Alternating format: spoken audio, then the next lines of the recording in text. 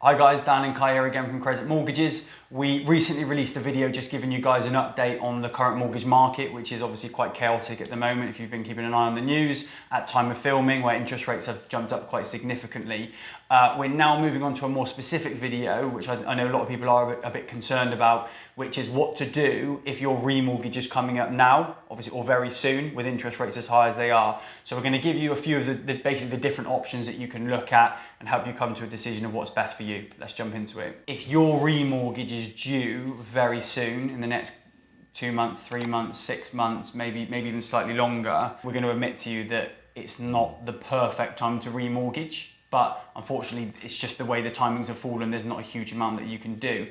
If you watch the other video with the mortgage market update, or if you've been keeping an eye on things, you'll be aware that interest rates, mortgage interest rates are, what are they at the moment? High. They're high. Yeah, they're high. It's not pleasant for anyone. No, it's not. For people who, let's be honest, we have been spoiled mostly in the last 5-10 years with how low interest rates have been, and we've got used to those lower payments.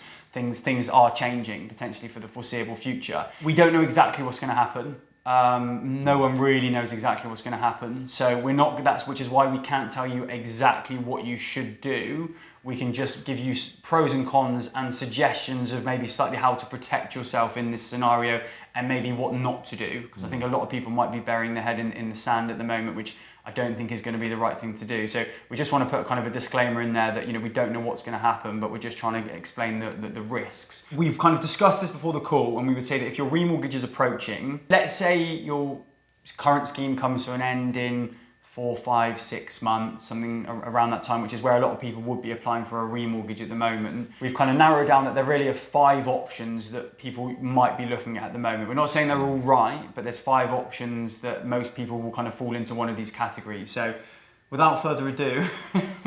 My turn, yeah. So the first one's do nothing. Do nothing, and eventually your current rate will expire and you go on to the lender's standard variable rate. We'll give you some pros and cons at the end, so we'll just go through the bullet points then. So the second one is to do nothing for now. So if you are 6 months away, just wait and see if rates will change. In the next couple of months. So just postpone your remortgage for a couple of months and hope that in 2-3 months you can apply for the mortgage and maybe rates have calmed down. We're not saying that's right, but we know what a lot of people are doing at the moment. The next one's what? You go on to a remortgage, go on to a fixed rate for a couple of years?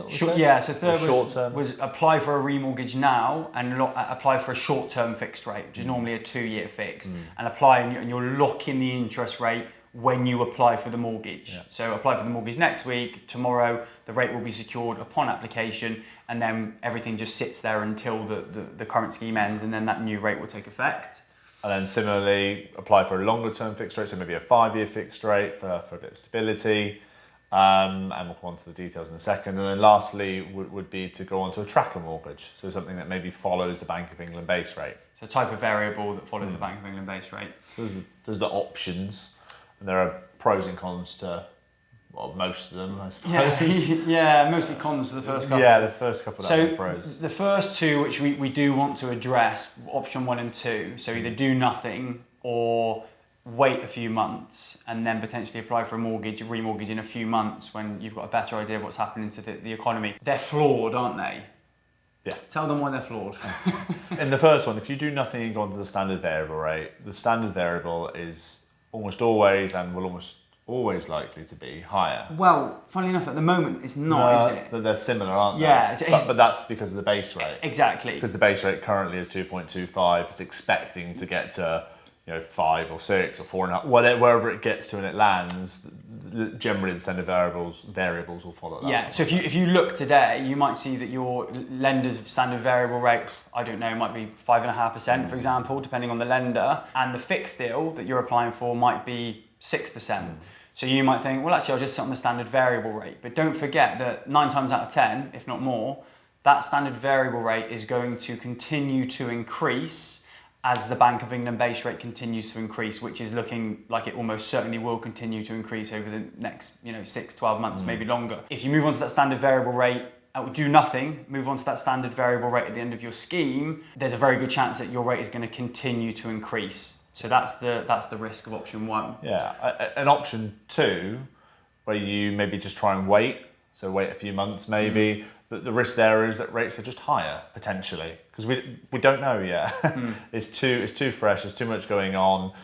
They could be 5 or 6% now, and it might be 6 or 7 in 2 months. We don't know. It might be. It might be. We don't know. And I suppose the pros of the next 3 will explain why you wouldn't wait. Yeah, exactly. So option 3, 4, and 5. So either go for apply for a remortgage now, for either a short-term fix, a long-term fix, or probably a tracker, different types of variable, but probably a tracker. The benefit, which we have to stress, is that when you apply for a mortgage, as we touched on, you will lock in that rate upon application. So as long as the mortgage is agreed and the offer is often valid for sometimes up to 6 months, give or take, as long as the mortgage completes within that time frame, that mortgage has been locked in upon application. And we should also mention that with a tracker, although if the Bank of England base rate goes up, that tracker will go up, but with a tracker, it's normally the Bank of England base rate plus a certain percentage. So that difference between the Bank of England base rate and what you pay, that will be locked in. So we're not saying if the base rate goes up, the tracker will go up, but the difference will be locked in. The benefit is that if you apply now, you are not committed to that mortgage. Now, we're not telling you to start applying for multiple mortgages where you don't intend to go ahead, but you are not legally obliged to go ahead with that mortgage. And most of them have minimal or no upfront fees. So there's not really any financial implications if you don't go ahead. So if you apply for a scheme now, you lock in the rate. If rates continue to increase over the next 2, 3, 4 months, it won't impact you because you've locked, well, again, partly if you go for a tracker, but especially if you go for a fix, your rate will be locked in. And the rates going up over the next few months will not impact you. What happens if it goes down? Well, why don't you tell them? Because I feel like I've gone on a little bit. Okay, fine.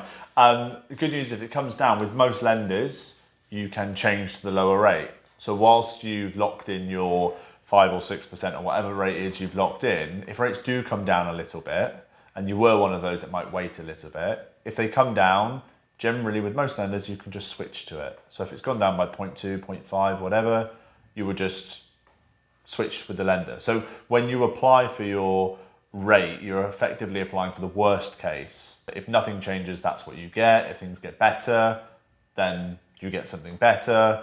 If things get worse, then you get what you originally applied for. If you were committed to the rate that you fixed in on, we'd be having a very different conversation. Yeah. But because you're not committed, you're just locking it in, you're basically giving yourself an insurance policy. You're saying that if rates go up, it doesn't impact me. If they go down, I can just switch to a lower rate. And as Kai mentioned, most lenders will actually let you pick a new product from their product range and continue that application if rates have gone down.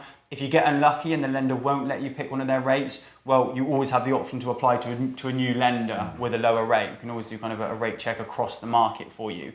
So that's, I guess, the benefit of the option 3, 4, and 5 fixing in a rate now. So I guess to summarise, we're really just trying to highlight that option 1 and 2, doing nothing or waiting, it's quite dangerous, and especially given that we're aware how many people are doing that, and it's natural. You see how high rates are. You don't want to. You're just hoping that things are going to get better, but the longer you leave it, potentially the worse it could get. So waiting around at the moment is probably quite dangerous, given that again you can lock something in without kind of legally committing yourself to it, especially with the lack of fees, the lack of upfront fees. The other thing, the final thing, just to tell them is to get the advice of a broker. We're obviously going to be biased towards that. You don't have to call us, you can call any broker. With the market being so fast paced and things changing, your choice is going to be individual to you, and you need somebody to help you guide that choice depending on what you need. And trying to do it on your own in this market, you're not going to be able to call around the banks yourself. Comparison sites will give you a list of rates, but there's too much going on. And they may not be live.